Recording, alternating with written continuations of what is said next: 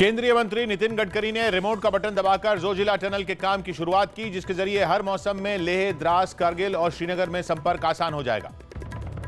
हाथरस मामले में सीबीआई और एफएसएल की टीमों ने आरोपियों के घर जाकर पूछताछ की। यूपी के बलिया में एसडीएम और पुलिस के बड़े अधिकारियों की मौजूदगी में हुई फायरिंग में एक आदमी की मौत हो गई, जिसके बाद सीएम योगी आदित्यनाथ ने एसडीएम और कई पुलिस वालों को सस्पेंड कर दिया। मध्य प्रदेश के उज्जैन में जहरीली शराब पीने से 14 लोगों की मौत होने का दावा किया गया, जिसके बाद राज्य के सीएम शिवराज सिंह चौहान ने जांच के आदेश दे दिए। महागठबंधन ने बिहार की सभी 243 सीटों पर उम्मीदवारों का ऐलान कर दिया। बिहार विधानसभा चुनाव में कांग्रेस ने शत्रुघ्न सिन्हा के बेटे लव सिन्हा को बांकीपुर सीट से उम्मीदवार बनाया। मुंबई और पुणे समेत महाराष्ट्र के कई शहरों में तेज बारिश हुई, जिससे लोगों की परेशानी काफी बढ़ गई। मौसम विभाग ने गुजरात के कई इलाकों में भारी बारिश की चेतावनी दी। एनडीआरएफ ने महाराष्ट्र के लिए 3 जबकि कर्नाटक के लिए 2 टीमों को भेजा, जो बारिश से राहत और बचाव के काम में जुटेंगी। जम्मू कश्मीर के राजौरी में पाकिस्तान की तरफ से गोलाबारी की गई, जिसमें एक जवान घायल हो गया। श्रीनगर में नेशनल कॉन्फ्रेंस के अध्यक्ष फारूक अब्दुल्ला के घर पर कई दलों की एक बैठक हुई, जिसमें पीडीपी प्रमुख महबूबा मुफ्ती भी शामिल हुई। सुशांत मौत मामले में सीबीआई ने उन खबरों को खारिज कर दिया जिनमें कहा गया था कि सीबीआई इस मामले में अपने नतीजे पर पहुंच गई है। दिल्ली के सीएम अरविंद केजरीवाल ने प्रदूषण रोकने के लिए रेड लाइट ऑन गाड़ी ऑफ नाम से एक अभियान की शुरुआत की, जिसके जरिए लोगों से लाल बत्ती पर गाड़ी बंद करने की अपील की गई। हरियाणा के अंबाला में कृषि कानूनों के समर्थन में बीजेपी की ट्रैक्टर रैली के दौरान कुछ लोगों पर हमले का आरोप लगा, जिसमें एक किसान की मौत हो गई। रेप के आरोपी यूपी के पूर्व मंत्री गायत्री प्रसाद प्रजापति को सुप्रीम कोर्ट से झटका लगा, क्योंकि अदालत ने उनकी अंतरिम जमानत के आदेश को रद्द कर दिया। प्रधानमंत्री मोदी ने स्वास्थ्य मंत्री और दूसरे अधिकारियों के साथ एक बैठक की, जिसमें कोरोना की वैक्सीन पर चर्चा की गई। दिल्ली में वायु प्रदूषण बढ़ने के बाद केंद्र सरकार ने निगरानी रखने के लिए 50 टीमें बनाई। पंजाब के लुधियाना में कुछ बीजेपी कार्यकर्ताओं ने राज्य सरकार के खिलाफ प्रदर्शन किया और पिछले दिनों पार्टी प्रदेश अध्यक्ष अश्विनी शर्मा पर हुए हमले पर विरोध जताया। यूपी के सीएम योगी आदित्यनाथ ने बड़ी संख्या में संस्कृत टीचरों की भर्ती करने और संस्कृत स्कूलों को आधुनिक तकनीक से जोड़ने का आदेश दिया। दिल्ली के जहांगीरपुरी इलाके में एक लड़के की हत्या के आरोप में पुलिस ने 4 लोगों को हिरासत में ले लिया। यूपी के बदायूं में पुलिस ने आईपीएल मैच के दौरान सट्टा लगाने के आरोप में 5 लोगों को गिरफ्तार कर लिया। दिल्ली पुलिस ने कई लोगों से ठगी के आरोप में एक फर्जी सब इंस्पेक्टर को गिरफ्तार कर दिया। महाराष्ट्र से बीजेपी विधायक अतुल भातखलकर ने सीएम उद्धव ठाकरे को एक खत लिखा और राज्य में चल रहे सभी मदरसों को बंद करने की मांग की। दिल्ली एयरपोर्ट से अफगानिस्तान के 2 नागरिकों को 10 करोड़ की हेरोइन के साथ गिरफ्तार कर लिया गया। बिहार विधानसभा चुनाव के लिए मुकेश सहनी की पार्टी वीआईपी यानी विकासशील इंसान पार्टी ने सभी 11 उम्मीदवारों का ऐलान कर दिया। वैष्णो देवी मंदिर जाने के लिए प्रशासन ने घोड़े, पिट्ठू और पालकी वालों को आज से जाने की इजाजत दे दी। यूपी के सीएम योगी आदित्यनाथ ने ग्लोबल हैंड वॉशिंग डे के मौके पर एक अभियान की शुरुआत की, जिसका मकसद लोगों को साफ सफाई के लिए जागरूक करना होगा। केंद्र की इजाजत के बाद जम्मू कश्मीर के राजौरी में एलओसी के पास के कुछ स्कूल खोल दिए गए और ये क्लास कुछ बंकर में भी शुरू की गई। प्रधानमंत्री और रक्षा मंत्री समेत कई नेताओं ने पूर्व राष्ट्रपति एपीजे अब्दुल कलाम की जयंती पर उन्हें श्रद्धांजलि दी। मुंबई में राज्यपाल का विरोध करने राजभवन पहुंचे कुछ कांग्रेस कार्यकर्ताओं को पुलिस ने हिरासत में ले लिया। दिल्ली के पर्यावरण मंत्री गोपाल राय ने बुराड़ी इलाके में चल रहे निर्माण कार्यों का जायजा लिया और अनियमितताएं मिलने पर अपने ही पीडब्ल्यूडी विभाग पर 20 लाख का जुर्माना लगाया। बीजेपी अध्यक्ष जेपी नड्डा ने बिहार के रोहतास और औरंगाबाद में चुनावी रैलियां की। उत्तरी दिल्ली नगर निगम के मेयर प्रदूषण से निपटने के लिए खुद सड़कों पर उतरे और पेड़ों पर पानी का छिड़काव किया।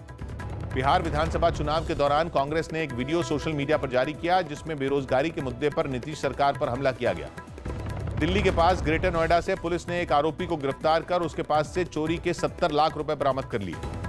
भारत के लिए पहला ऑस्कर अवार्ड जीतने वाली कॉस्ट्यूम डिजाइनर भानु अथैया का 91 साल की उम्र में निधन हो गया।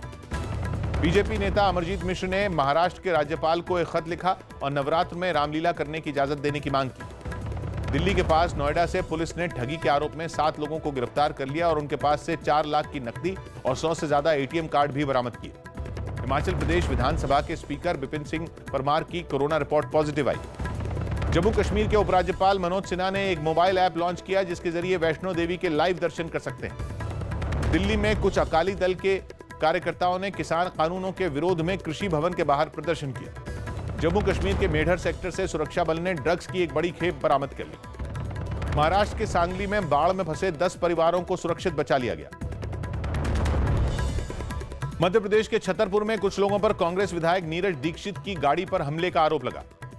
दिल्ली के धौलाकुआं में एक ट्रैफिक पुलिस वाले को कार के बोनेट पर घसीटने के आरोप में पुलिस ने 2 लोगों को गिरफ्तार कर लिया। उत्तराखंड के रामनगर में कॉर्बेट नेशनल पार्क का बिजरानी जोन पर्यटकों के लिए खोल दिया गया। यूपी के झांसी में एक लड़की के गैंगरेप का आरोप लगा, जिसके बाद पुलिस ने 2 लोगों को गिरफ्तार कर लिया। यूपी के हमीरपुर में पुलिस ने जुआ खेलने के आरोप में 30 लोगों को पकड़ा।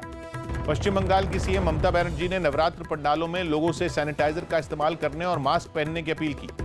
जयपुर में कई पुजारियों ने सरकार के खिलाफ प्रदर्शन किया और कुछ दिनों पहले करौली में हुई एक पुजारी की हत्या के मामले में एसआईटी जांच की मांग की। दिल्ली के महरौली इलाके में मुठभेड़ के बाद पुलिस ने एक इनामी बदमाश को गिरफ्तार कर लिया। यूपी के शाहजहांपुर में इलाज के दौरान एक महिला की मौत से नाराज उसके परिवार वालों पर अस्पताल में तोड़फोड़ का आरोप लगा। कोरोना के इलाज के लिए मेदांता गुरुग्राम में भर्ती मुलायम सिंह यादव का इलाज जारी है। दिल्ली पुलिस ने करोड़ों की धोखाधड़ी के आरोप में 3 लोगों को गिरफ्तार कर लिया। तेलंगाना के सीएम के चंद्रशेखर राव ने बारिश और बाढ़ की वजह से राज्य को 5,000 करोड़ रुपए के नुकसान का दावा किया। बेंगलुरु ड्रग्स केस के मामले में क्राइम ब्रांच ने मुंबई में विवेक ओबरॉय के घर पर तलाशी ली, क्योंकि क्राइम ब्रांच को वहां इस केस के आरोपी और विवेक के साले आदित्य अल्वा के छिपे होने का शक था। केरल सोना तस्करी मामले में एनआईए ने इस रैकेट में दाऊद इब्राहिम से जुड़े लोगों के भी शामिल होने की आशंका जताई। पश्चिम बंगाल के उत्तर 24 परगना में एक मिल के बंद होने से नाराज कुछ कर्मचारियों ने प्रदर्शन किया। पंजाब के लुधियाना से पुलिस ने 4 करोड़ की ड्रग्स की खेप के साथ 5 आरोपियों को गिरफ्तार कर लिया। रूस के राष्ट्रपति व्लादिमीर पुतिन ने कोरोना की दूसरी वैक्सीन रजिस्टर करने का दावा किया। नेपाल ने पीएम केपी शर्मा ओली ने अपने रक्षा मंत्री ईश्वर पोखरेल को हटाकर रक्षा मंत्रालय की जिम्मेदारी अपने पास रख ली और कैबिनेट में 3 नए मंत्रियों को जगह दे दी। फ्रांस की राजधानी पेरिस समेत 9 शहरों में कोरोना संकट की वजह से शनिवार से रात 9 बजे से सुबह 6 बजे तक कर्फ्यू रहेगा। डोनाल्ड ट्रंप के 14 साल के बेटे बेरन ने भी कोरोना की चपेट में आ गए थे, हालांकि अब वो ठीक हो चुके हैं। थाईलैंड में सरकार विरोधी प्रदर्शनों के बीच बैंकॉक में आपातकाल लगा दिया गया, जिसके बाद अब वहां 4 से ज्यादा लोगों के इकट्ठा होने पर रोक रहेगी। भारी विरोध के बीच किर्गिस्तान के राष्ट्रपति सूरोनबे जीनबेकोव ने इस्तीफा दे दिया। कोरोना के बढ़ते मामलों पर रोक लगाने के लिए लंदन में शनिवार से सख्त लॉकडाउन लगाया जाएगा। डेनमार्क की सरकार ने 10 लाख ऊद बिलाव को मारने का फैसला किया, क्योंकि इनसे कोरोना फैलने का शक जताया गया। कई देशों के साथ सीमा विवाद में उलझे चीन के राष्ट्रपति शी जिनपिंग ने अपने सैनिकों को युद्ध की तैयारी रखने के आदेश दिए। घोटाले के एक पुराने मामले में पाकिस्तान के पूर्व राष्ट्रपति आसिफ अली जरदारी के खिलाफ वारंट जारी किया गया। तुर्की के राष्ट्रपति ने अजरबैजान की मदद के लिए सीरियाई लड़ाकों को भेजने के आरोपों को खारिज कर दिया। शेयर बाजार में जारी पिछले 10 दिनों की तेजी पर ब्रेक लग गया और कारोबार के आखिर में सेंसेक्स 1066 जबकि निफ्टी 291 अंक नीचे बंद हुआ। विश्व बैंक ने दावा किया कि कोरोना संकट की वजह से दुनिया 1930 की मंदी के बाद सबसे खराब दौर से गुजर रही है। टेनिस खिलाड़ी पूर्व राजा और राजकुमार रामनाथन की जोड़ी फेरेरो चैलेंजर ओपन के क्वार्टर फाइनल में पहुंच गई। आईपीएल में कल एक रोमांचक मुकाबले में दिल्ली कैपिटल्स ने राजस्थान रॉयल्स को 13 रन से हरा दिया। आईपीएल में रॉयल चैलेंजर्स बेंगलोर और किंग्स 11 पंजाब के बीच शारजाह में मुकाबला जारी है, जिसमें बेंगलोर ने 172 रनों से का लक्ष्य रखा है। मशहूर क्रिकेट कमेंटेटर किशोर भिमानी का कोरोना की वजह से कोलकाता में निधन हो गया। इटली के टेनिस खिलाड़ी फाबियो फोग्निनी कोरोना की चपेट में आ गए। पाकिस्तान के रावलपिंडी में नेशनल T20 कप के दौरान एक खिलाड़ी ने स्पॉट फिक्सिंग के लिए संदिग्ध सट्टेबाज के संपर्क की शिकायत की। आईपीएल में मुंबई इंडियंस और कोलकाता नाइट राइडर्स के बीच कल अबुधाबी में मुकाबला होगा। पूर्व आईपीएल कमिश्नर ललित मोदी के बेटे रुचिर मोदी को अलवर जिला क्रिकेट संघ के अध्यक्ष पद से हटा दिया गया। कोलकाता नाइट राइडर्स के स्पिनर सुनील नरेन ने संदिग्ध गेंदबाजी एक्शन के घेरे में आने के बाद मैदान पर अभ्यास शुरू कर दिया। चेक गणराज्य की टेनिस खिलाड़ी पेत्रा क्वितोवा ने साफ किया कि अब वो सिर्फ ग्रैंड स्लैम ही खेलेंगी। नेशंस लीग में डेनमार्क की फुटबॉल टीम ने इंग्लैंड को 1-0 से हरा दिया। बैडमिंटन खिलाड़ी किदाम्बी श्रीकांत कनाडा के खिलाड़ी को हराकर डेनमार्क ओपन के क्वार्टर फाइनल में पहुंच गए। रणबीर कपूर ने फिल्म शमशेरा की डबिंग शुरू कर दी। बांग्ला अभिनेता सौमित्र चटर्जी की कोरोना रिपोर्ट नेगेटिव आ गई और उन्हें बुखार नहीं है, लेकिन फिर भी उनकी सेहत का ध्यान रखा जा रहा है। मद्रास हाई कोर्ट की फटकार के बाद रजनीकांत ने 6.5 लाख रुपए का संपत्ति कर का भुगतान कर दिया। करीब 7 महीने बाद देश के कई हिस्सों में शर्तों के साथ सिनेमाघर खोल दिए गए। जापान में होने वाले बेसबॉल टूर्नामेंट के लिए बड़ी संख्या में दर्शकों को स्टेडियम में आने की इजाजत दे दी जाएगी। प्रधानमंत्री मोदी पर बनी विवेक ओबरॉय की फिल्म दोबारा सिनेमाघरों में रिलीज हो गई। रणदीप हुड्डा की नई comedy film unfair and lovely की शूटिंग शुरू हो गई। टीवी सीरियल नागिन 5 में काम करने वाले अभिनेता शरद मल्होत्रा कोरोना से ठीक हो गए और उनकी रिपोर्ट नेगेटिव आई।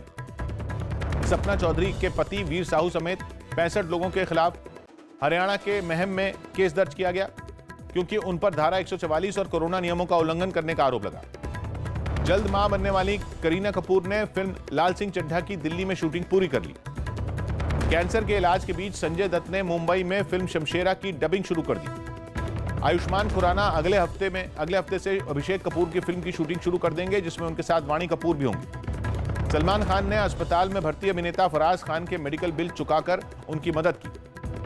मिस्र के मशहूर अभिनेता महमूद यासीन का 79 साल की उम्र में निधन हो गया।